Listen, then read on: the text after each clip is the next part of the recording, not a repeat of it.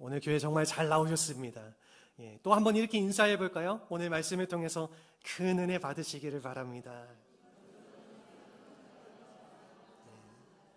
또 오늘 말씀 가운데 주님께서 은혜의 지혜를 그런 말씀을 우리에게 더해 주실 줄로 믿습니다. 독일의 유명한 복음 전도자인 이 라인하르트 본케라고 하는 목사님이 계신데요. 이 목사님이 굉장히 의미심장한 이렇게 말을 남긴 그런 말이 있습니다. 어떤 말이라면 이렇게 이야기를 하셨어요. 이 모든 인생은 마이너스에서 시작한다. 이렇게 말씀을 하셨습니다. 여기서 이 마이너스라는 것은요, 이 모자람, 그리고 빼앗김, 그 상실 등을 의미하는 말입니다. 여러분, 이것은 무엇을 얘기하냐면은 이 처음부터 행복한 인생은 없다라는 것입니다. 여러분, 이것은 소유의 많고 적음의 문제가 아니고요, 이 환경의 부유함과 척박함에 대한 것도 아니에요. 무엇에 대한 거냐면 마음에 대한 것. 이 마음에 대한 문제를 우리에게 이야기하는 것이죠. 여러분, 많은 것을 가졌음에도 허전하고요, 그리고 많은 성취를 이뤘음에도 이 채워지지 않는 마음, 이러한 마음이 바로 마이너스의 인생의 현 주소라는 것입니다. 예전에 여러분들이 잘 알고 아시는 분들은 잘 아시겠지만은 그 홍콩의 유명한 배우였던 장국영이라고 하는 배우가 있습니다. 이 화양연화라고 하는 영화를 저도 예전에 봤었는데 정말 재밌게 너무나도 감명 깊게 봤었던 영화였고, 이 영화 배우인데요, 이 영화 배우인 장국영이 자살을 하게 됐어요.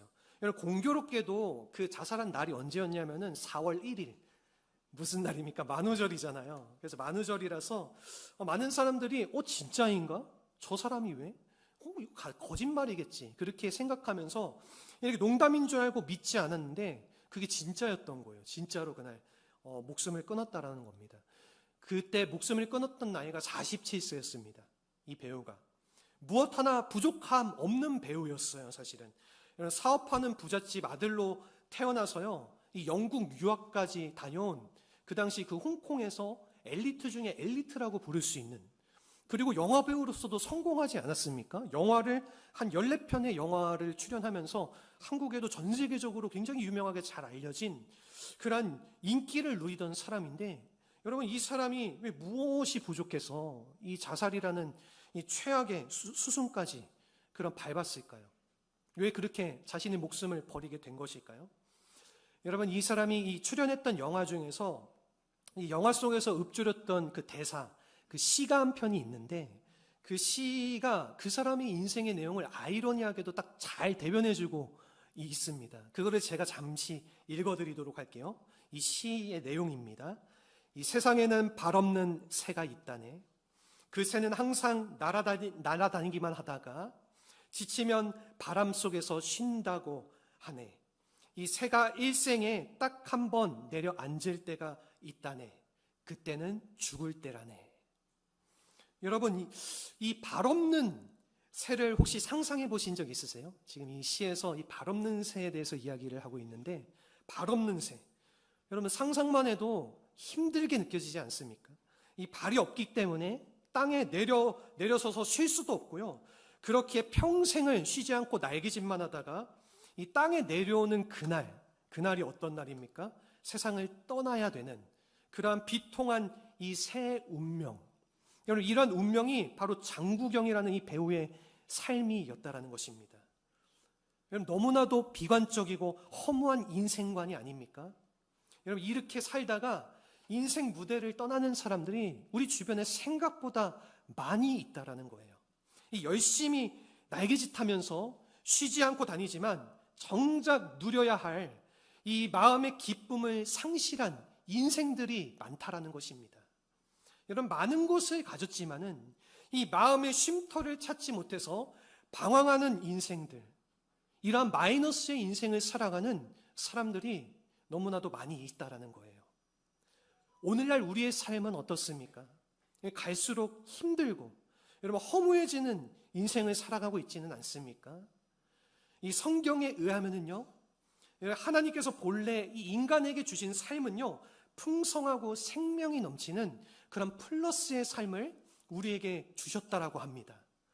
여러분, 넘치는 정도가 아니라요, 그것을 넘어서서 그 축복의 열매가 담을 넘고 지경을 넘고 온 땅을 부욕해 하는, 온 땅을 풍성하게 하는 그러한 삶을 우리 믿는 성도들에게 주셨다라는 거예요. 여러분, 그 대표적인 예가 바로 아브라함의 모습을 우리가 바라볼 수 있습니다. 이 아브라함은 복의 근원으로 그 삶의 부르심을 받았고요. 그리고 땅의 그 모든 족속이 이 아브라함으로 말미암아 어떻게 되었죠? 복을 받게 되는 그러한 놀라운 삶을 살아갔었죠. 그리고 여러분, 또 누가 있습니까? 요셉의 삶은 어땠습니까? 여러분, 요셉은 그 삶의 이름이 그냥 더하기였어요. 우리가 요셉의 내용을 보면은 요셉을 통하여서 그 가는 곳마다 어떻게 했다라고 성경에서 말하죠? 형통했다라. 그 요셉이 가는 곳곳마다 하나님께서 형통하게 하신 플러스의 삶을 살아갔던 것이 그 요셉의 삶의 모습이었다라는 것입니다. 여러분, 오늘 본문을 우리가 살펴보게 되면은 두 가지 종류의 길을 우리에게 소개를 하고 있습니다. 이 첫째는요, 빼앗김의 길이에요.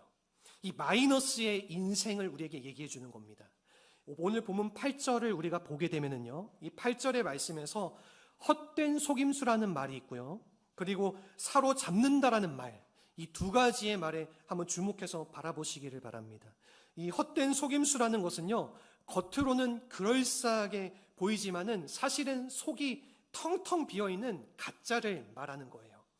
그랬기에 이 윌리엄 바클레이라고 하는 이 신학자는요, 이 단어의 표현을 이렇게 번역을 하기도 했습니다. 공허한 신기루라. 무엇입니까? 여러분, 신기루처럼 없어질 것이라는 거예요. 이것이 바로 여러분 세상 철학의 본질이라는 것입니다. 화려하고 좋아 보이지만요, 따라가 보면은 아무것도 없습니다. 여러분, 세상적인 이 성공의 철학이 이 외치는 소리가 이런 것들 아니겠습니까? 이 학벌이 최고야. 그것만 가지면은 성공이 기다리고 있어. 그리고 권력이 최고야.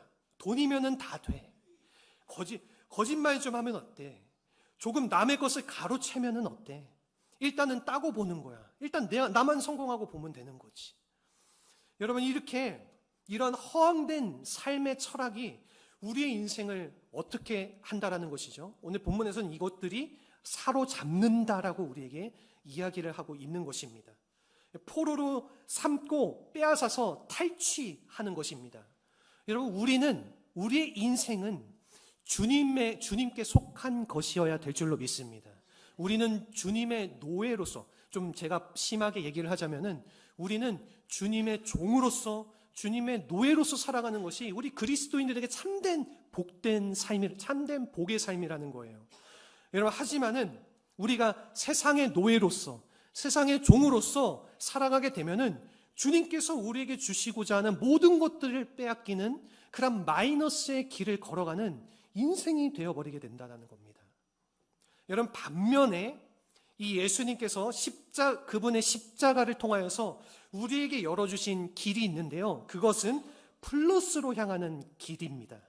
그래서 오늘 본문의 13절에서 15절의 말씀을 보게 되면요, 여기서 이 십자가를 통하여서 열어준 축복의 길이 어떤 것인지를 우리에게 아주 자세히 얘기하고 있어요. 세 가지를 우리에게 얘기하고 있는데, 여러분, 첫 번째는요, 생명의 길을 우리에게 열어주셨다라고 말씀해주고 계십니다. 우리가 그 생명 안에서 살게 되었다라는 것이죠. 그리고 두 번째는요, 이 자유의 길이 열렸습니다. 여러분, 모든 율법의 얽매임 속에서 우리를 해방시켜 주셨다라는 겁니다. 그리고 마지막으로 세 번째는 승리의 길이 열렸다라는 거예요. 여러분, 이것은 이 예수님께서 이 그분을 대적하는 악한 모든 세력들, 그 세력들을 무장을 해제시키셨다라는 겁니다.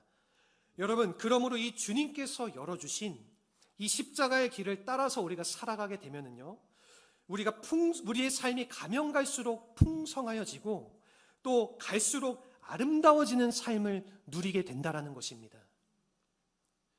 오늘날 우리는 어떠한 인생길을 걸어가고 있습니까? 여러분, 이 세상을 향해서 내려가는 길을 살아가고 계십니까? 아니면 승리를 향하여서 올라가는 길을 살아가고 계십니까? 여러분, 상실과 패배의 길인 이 마이너스의 길을 걸어가고 있나요? 아니면은 축복과 영광의 길인 이 플러스의 길을 걸어가고 계십니까? 오늘 이 본문의 내용을 통하여서 우리 성도님들과 우리가 플러스의 인생을 살아가기 위해서 우리가 해야 될 것들을 한 3가지 우리가 함께 나눠보고자 합니다. 우선 첫 번째입니다. 이 첫 번째는요, 옛 자아를 벗어버려야 된다는 것입니다. 오늘 본문의 11절 말씀입니다. 우리 같이 한번 한 목소리로 읽도록 하겠습니다. 또 그 안에서 너희가 손으로 하지 아니한 할례를 받았으니 곧 육의 몸을 벗는 것이요 그리스도의 할례니라. 아멘. 여러분, 우리가 플러스의 인생을 살아가기 위해서는요, 먼저는 마이너스의 삶에서 돌아서야 된다라는 것입니다. 여러분, 우리가 새 옷을 입으려면은 헌 옷을 벗어야 하는 것처럼 우리가 새 길을 택하려면은요, 옛 생활을 벗어버려야 된다라는 거예요. 그래서 오늘 본문 11절 말씀에서는 이 사도 바울이 그것을 할례를 받는 것으로 우리에게 설명을 하고 있는 것입니다. 여러분, 이 이스라엘 사람들에게 있어서 이 할례란 무엇입니까? 이 육체의 일부를 잘라내는 것을 의미를 했습니다. 그렇지만은 여러분, 이들이 우리가 보통 할례하면은 포경수술이잖아요. 성인들 우리가 얘기를 하면은. 근데 그것이 단순하게 육체의 일부를 벗어나는 것을 넘어서서 이들이 가지고 있는 또 다른 의미가 무엇이 있냐면은 바로 옛 자아를 잘라냄으로써 새 사람이 되는 그러한 의미를 담고 있다라는 겁니다. 사도 바울은 오늘 본문에서 이것을 그리스도의 할례라고 부르고 있는 것입니다. 여러분, 즉 무엇을 말하는 것이죠? 이것은 그리스도 안에서 우리가 옛 생활을 청산하고 새 삶을 향해서 나아가게 된 것을 말해주고 있는 것입니다. 이러한 변화의 결단이 없이는요, 우리가 하나님께서 우리에게 주시는 새 축복을 맛볼 수가 없다라는 것이에요. 여기에 대한 아주 좋은 예가 이 여호수아의 5장의 말씀을 살펴보게 되면은 이 이스라엘 민족의 모습을 통하여서 우리가 바라볼 수 있는데요. 이 이스라엘 백성들이 가나안 정복을 목전에 둔 그 시점 앞에서요, 하나님께서 그들에게 할례를 행하게 했습니다. 여러분, 우리가 이거 얼핏 보면은 이 명령이 굉장히 납득이 가지가 않을 수가 있어요. 지금 이스라엘 백성들이 굉장히 중대한 전쟁을 앞두고 있는데 이 중대한 전쟁에 앞서서 지금 성인 남성들이 할례를 하게 되는 거예요. 그러면 어떻게 됩니까? 이들이 당장 전투에 참여를 할 수가 있습니까? 그러지 못하잖아요. 이 할례를 하게 되면은 약간 조금 쉬어야 되는 기간이 필요하게 되잖아요. 그런데도 하나님께서 이상하게 전쟁을 앞두고 있는 이스라엘 백성들을 향해서 할례를 행하도록 명령을 하셨다라는 거예요. 여러분, 무엇 때문에 그렇습니까? 무엇 때문에 그런 아주 중요한 시점에서 하나님께서 이러한 명령을 내렸습니까? 그것은요, 우리가 반대로 말하면은 지금 이때가 아주 중요한 시점이기 때문에 하나님께서 그렇게 이스라엘 백성들에게 할례를 하도록 명령하셨다라는 거예요. 여러분, 이것은요, 이 이스라엘 백성들이 지난 40년 동안 광야를 통과하면서 광야 생활을 해오면서 쌓아왔었던 그 불순종의 모습들, 그 원망의 옛 생활들을 청산하지 않으면은 이 이스라엘 백성들이 새로운 축복의 땅에 들어갈 수 없다라는 거예요. 그렇기 때문에 그 땅에 들어가기 전에 하나님께서 이스라엘 백성들이 꼭 해야 되는 것, 너희들이 가지고 있는 모든 옛 모습을 다 잘라버려라. 옛 자아, 옛 생각, 그런 불순종의 모습들 다 끊어버리고 이제는 주님께서 주시는 새로운 모습으로 저 새로운 땅을 향하여서 들어가라. 그렇게 그들에게 말씀하여 주고 계신 겁니다. 여러분, 오늘날 우리의 삶도 이와 마찬가지인 줄로 믿습니다. 이 새로운 축복을 우리가 받기 전에요, 먼저는 깨끗한 그릇을 준비해야 된다는 거예요.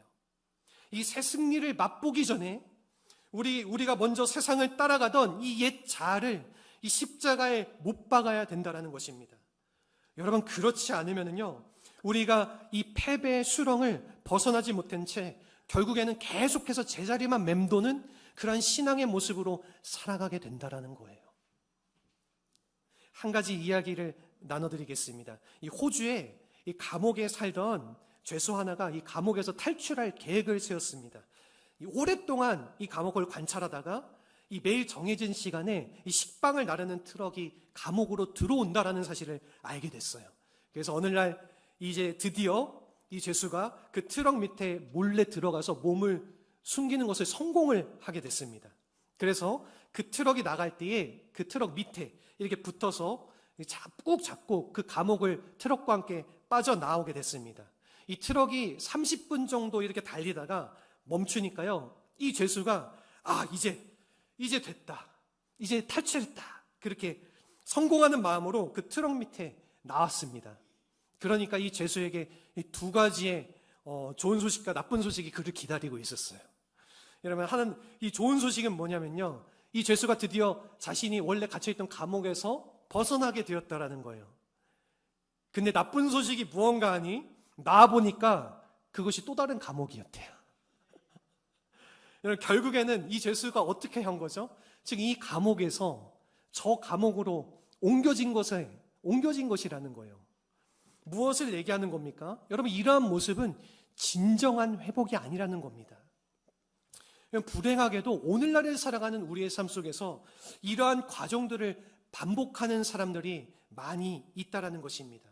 이 한 가지 문제에서 다른 문제로 옮겨갔을 뿐이지, 여러분, 이 문제의 본질을 벗어나지 못한 채 계속해서 제자리만 맴도는, 제자리 걸음만 하는 인생을 살아가는 사람들이 많이 있다라는 거예요. 이 그리스도 안에서 우리가 과감하게 옛 자아를 이 옛 자아를 벗겨내지 않기 때문에 여러분들, 우리가 그러한 모습으로 살아갈 수밖에 없다라는 것입니다. 사랑하는 성도 여러분, 그러므로 결코 주저하지 마시기를 바랍니다. 여러분, 지금 결단하고 우리가 주님의 십자가 앞으로 나아가야 됩니다. 여러분, 나의 옛 모습들, 옛 생각들, 옛 자아들 모두 주님의 십자가 앞에 내려놓고 우리가 결단하고 새로운 모습으로 주님 앞에 나아갈 때에 그러한 우리의 삶의 모습을 이 마이너스의 인생길에서 플러스의 인생의 길로 주님께서 바꾸어 주실 줄로 믿습니다. 이러한 플러스의 인생의 삶을 살아가는 우리 모든 성도님들이 되시기를 주님의 이름으로 축원합니다. 아멘. 두 번째는 무엇이냐면요, 두 번째는 새 능력으로 채워져야 된다라는 거예요. 오늘 본문의 9절과 10절의 말씀입니다. 우리 같이 한번 한 목소리로 읽어보도록 하겠습니다. 그 안에는 신성의 모든 충만이 육체로 거하시고 너희도 그 안에서 충만하여졌으니 그는 모든 통치자와 권세의 머리시라. 아멘. 여러분, 우리가 이 플러스의 삶을 지속적으로 이루어 가기 위해서는요, 우리 안에 새로운 능력이 필요합니다. 여러분, 그 능력은 우리가 만들 수 있는 것이 아니라요, 그 능력이 어디에 있냐면은 그리스도 안에 있다라고 우리에게 말씀해 주고 있는 거예요. 여러분, 우리 주님께서는 육체를 입고 이 땅 가운데 오셨지만은요, 그 예수님의 안에는 하나님의 능력과 성품으로 가득 채워져 있었다라는 것입니다. 여러분, 이 다음의 말씀이 중요한데요, 이 너희도 그 안에서 충만했으니, 이 말을 우리가 주목해서 바라보게 되면은요, 이 말의 뜻은 무엇이냐면은 이분 안에 있으면, 우리가 그리스도 안에 있으면은요, 이 그리스도 예수님께서 소유하신 이 신성의 충만함을 우리도 동일하게 누리게 된다라는 것입니다. 여러분, 이게 얼마나 위대한 축복입니까? 우리 믿는 그리스도인들이 가질 수 있는 가장 큰 축복이 무엇인지 아십니까? 그것은 우리 안에 함께 하시는 그리스도의 능력을 누리면서 살아가는 것. 그것이 우리 믿는 성도들에게 가장 큰 축복이라는 것이에요. 여러분, 그래서 이 능력이 우리 안을 채우게 되면은요, 우리가 무슨 일을 당하든지 능히 이겨낼 수 있습니다. 여러분, 여기에 플러스 인생을 살아가는 이 능력의 원천이 있다라는 것이에요. 이 고린도후서, 사도 바울이 이 고린도후서 4장 6절에서 9절 말씀에서 이러한 내용을요, 질그릇을 담은 보배로 우리에게 설명을 해주는 그런 내용이 있습니다. 우리 한번 말씀을 좀 살펴보겠습니다. 우리 성경 말씀도 한번 찾아보시고, 고린도후서 4장 6절부터 9절까지의 말씀입니다. 우리 성경책 있으신 분들 성경책도 한번 보시고요. 그리고 우리 또 앞에 화면을 보시고 우리 같이 한번 읽어보도록 하겠습니다. 4장 6절부터 9절까지의 말씀 우리 같이 한번 읽어보겠습니다. 어두운 데에 빛이 빛이라 말씀하셨던 그 하나님께서 예수 그리스도의 얼굴에 있는 하나님의 영광을 아는 빛을 우리 마음에 비추셨느니라. 우리가 이 보배를 질그릇에 가졌으니 이는 심히 큰 능력은 하나님께 있고 우리에게 있지 아니함을 알게 하려 함이라. 우리가 사방으로 우겨쌈을 당하여도 쌓이지 아니하며 답답한 일을 당하여도 낙심하지 아니하며 박해를 받아도 버림받지 아니하며 거꾸로 뜨림을 당하여도 망하지 아니하고. 아멘. 여러분, 무엇을 우리에게 이야기해 주고 있는 것입니까? 이 질그릇은요, 미천하고 연약해요. 여러분, 깨지기 쉽고 약간만 건드려도 이 상처가 나고 부서지는 것이 바로 이러한 질그릇입니다. 우리의 모습은 이러한 질그릇과 같습니다. 하지만은요, 여러분들, 이 질그릇 안에 이 보배이신 그리스도를 담게 되면은 여러분, 우리가 달라진다라는 거예요. 그리스도 예수가 우리 안에 담겨지게 되면은 우리의 인생이 달라지게 된다는 것입니다. 무슨 일을 당해도 낙심하지 않고요, 우리가 포기하지 않고요, 망하지 않습니다. 여러분, 우리가 그러므로 이러한 인생을 살아가기 위해서는 우리가 날마다 이 그리스도로 충만하게 우리를 채워야 될 줄로 믿습니다. 우리가 그리스도로 충만하게 채워져서 살아갈 때에 그때서야 우리의 인생이 빛나는 인생이 되고요, 그 누구도 감히 얕보지 못하고 대적할 수 없는 그러한 삶을 살아가게 된다는 것입니다. 이 미국의 어떤 동네에서 이 풍선 장수가 있었는데, 이 풍선 장수가 빨간색, 노란색, 이 초록색 풍선을 이렇게 띄워놓고 아이들을 모았습니다. 풍선을 판매를 하는데, 이렇게 신기하게 생각한 아이들이 그 풍선을 보고 와서 이제 저마다 이 풍선을 하나씩 이렇게 사가지고 가는데요, 이 흑인 소년 하나가 머뭇머뭇거리다가 이 아저씨한테 이렇게 물어봤다라고 합니다. 아저씨, 까만 풍선도, 저 색색들이 풍선, 이 까만 풍선도 저렇게 높이 뜰 수 있습니까? 저 여러 색들도 높이 뜨는데 지금 자신이 흑인이잖아요. 그래서 까만 풍선도 저렇게 높이 뜰 수 있나요? 이렇게 이 아저씨에게 물어본 거예요. 그러니까 이 아저씨가 이 아이의, 이 흑인 소년의 아이의 머리를 쓰다듬어 주면서 이렇게 이야기를 해줬다고 해요. 물론이지, 이 풍선이 뜨는 것은 색깔 때문이 아니란다. 이 속에 들어있는 수소 때문에 이 풍선이 뜨는 것이란다. 바른 것을 품으면 누구나 다 높이 하늘을 향해 오를 수 있단다. 이렇게 이야기해 줬다고 합니다. 여러분, 그렇습니다. 이 이야기와 같이 우리의 이 몰락한 인생은요, 우리 스스로의 힘으로는 결코 높이 날 수가 없다라는 것이지요.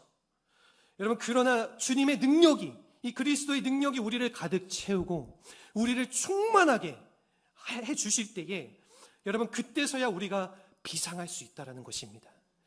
더 높은 곳을 향해서 우리가 마음껏 꿈꾸면서 날아오를 수 있다는 것입니다. 마치 독수리가 날개쳐 오르듯이 우리를 날아오르게 하는 것이 우리 주님의 능력인 줄로 믿습니다. 바라기는 우리 사랑하는 모든 성도님들께서 그러한 주님의 능력으로 충만하여져서 나에게 주어진 삶의 길을 아름답게 걸어가시기를 간절히 바라고 소망합니다. 우리 마지막으로 세 번째는요, 믿음의 선포가 필요하다는 것입니다. 오늘 본문의 12절 말씀인데요, 우리 같이 한번 읽어보도록 하겠습니다. 너희가 세례로 그리스도와 함께 장사되고 또 죽은 자들 가운데서 그를 일으키신 하나님의 역사를 믿음으로 말미암아 그 안에서 함께 일으키심을 받았느니라. 아멘. 여러분들, 우리가 이 마이너스로 가던 인생이요, 이 플러스의 삶으로 돌아서는 것은 사실은 결코 쉽지만은 않습니다. 여러분, 그러나 우리가 옛 자아를 벗어버리고 그리고 새 능력의 원천이신 이 그리스도로 우리가 충만해져서 그 그리스도의 마음을 품으면요, 우리의 인생은 달라질 수가 있습니다. 여러분, 그러나 이것만으로는 충분치가 않아요. 우리가 날마다 이 믿음의 선포를 하면서 그리스도와 함께 살아 나아가야 된다는 것입니다. 오늘 본문의 12절의 말씀을 보게 되면은 사도 바울은 이것을 이 세례의 개념으로 우리에게 설명해 주면서 이야기를 해주고 있습니다. 여러분, 여기서 말하고 있는 이 하나님의 역사, 오늘 본문에서 하나님의 역사는요, 이 부활의 능력을 우리에게 이야기하고 있는 거예요. 이 죽음의 권세마저도 정복한 최상의 능력, 그것이 바로 이 부활의 능력이고 하나님의 역사라는 것입니다. 여러분, 이 능력이 무엇을 통해서 우리에게 임하게 되어진다는 것입니까?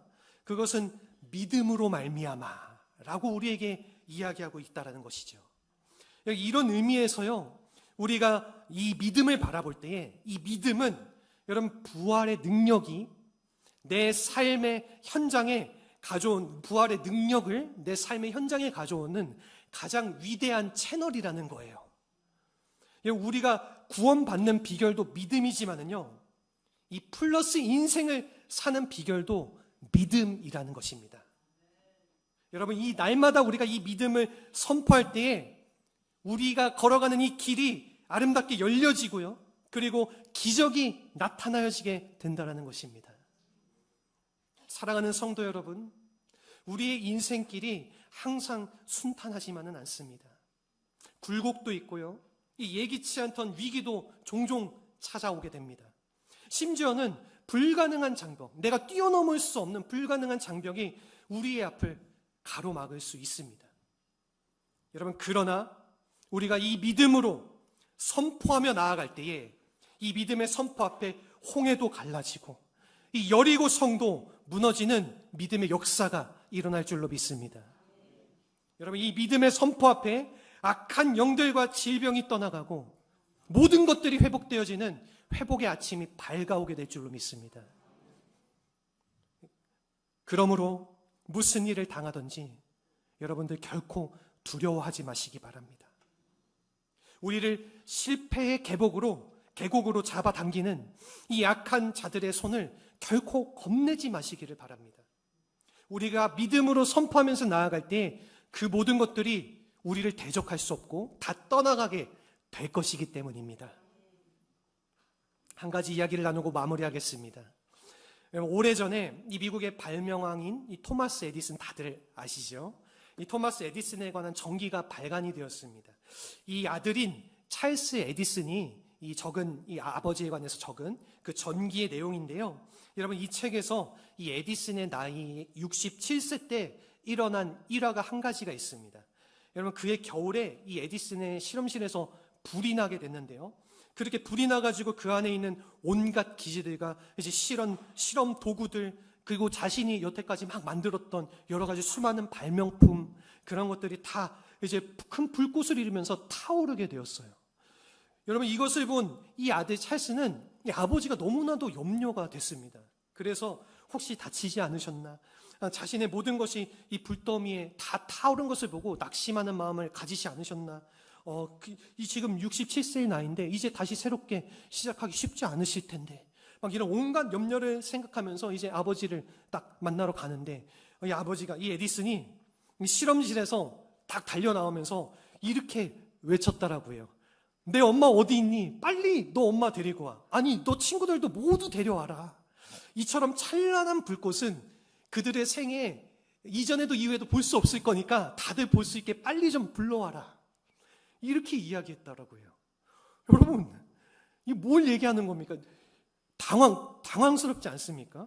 어떻게 이럴 수가 있는 것이죠? 에디슨이 어떻게 그렇게 이야기를 하는 것입니까? 67년 동안 내가 쌓았던 모든 것들이 지금 불더미에 타 올랐는데, 지금 하나님을 원망하고 이 화제를 막 원망하고 그런 것에 사로잡혀도 모자랄 판인데, 이 에디슨이 아들에게 엄마도 데려오고 친구들도 사람들 다 데려와서 이 불꽃 구경하게 해라, 이렇게 얘기를 했다라는 거예요.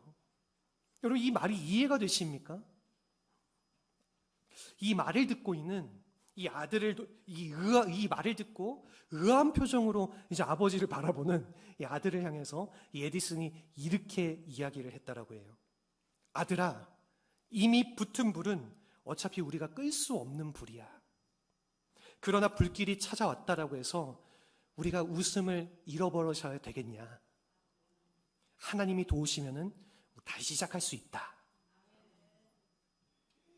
여러분, 이 에디슨의 이 마음 어디서부터 비롯된 겁니까? 우리 주님으로부터 비롯된 줄로 믿습니다. 여러분, 이것이 바로 플러스의 인생이라는 것이에요.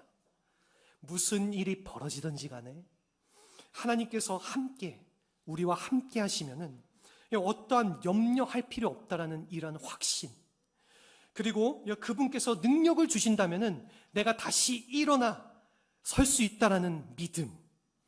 이것이 바로 우리의 인생을 일어나게 하고 달리게 하는 것이라는 겁니다. 오늘날 우리의 인생은 어떻습니까? 여러분, 마이너스를 향해서 가고 있습니까? 아니면 플러스를 향해서 상승하고 있나요? 주어진 환경이나 찾아온 불행에 주목하지 마시기 바랍니다. 우리의 인생을 참으로 플러스로 이끄실 우리 주님만 바라보시기를 간절히 바라고 소망합니다. 여러분, 그러한 주님이 언제나 항상 변함없이 우리의 인생 속에서 동행하십니다. 함께 그 인생길을 걸어가십니다. 그분과 함께하는 삶은 결코 마이너스가 아닌, 가면 더하여지고 더 크게 불어나게 되는 축복된 삶을 우리에게 더해 주실 줄로 믿습니다. 이러한 플러스 인생의 길을 살아내시는, 함께 우리 주님과 함께 살아가시는 우리 사랑하는 모든 성산교회 성도님들이 되시기를 주님의 이름으로 축원합니다. 아멘. 우리 이 시간 함께 이 찬양의 노래를 우리 함께 부르면서 우리 기도의 자리로 나아갔으면 좋겠습니다.